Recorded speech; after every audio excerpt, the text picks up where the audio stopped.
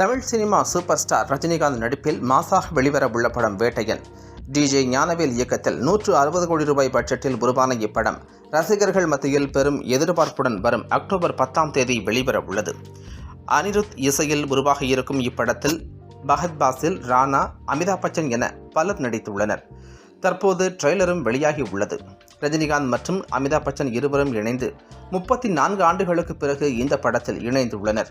அதோடு அமிதாப் பச்சன் நேரடியாக நடிக்கும் முதல் தமிழ் திரைப்படமாக வேட்டையன் அமைந்துள்ளது.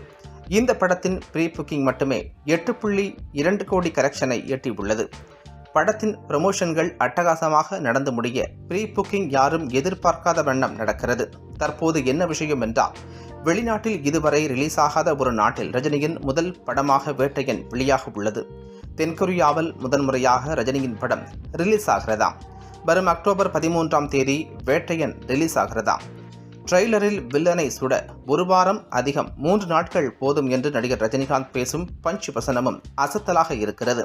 முன்னதாக கடந்த 1983ஆம் ஆண்டு அந்தா ஹனுன் மற்றும் 1991ஆம் ஆண்டு வெளியான ஹம் ஆகிய படங்களில் ரஜினிகாந்த், அமிதாப் இணைந்து நடித்திருந்தனர். இந்த இரு படங்களுமே இந்தி படங்களாகும்.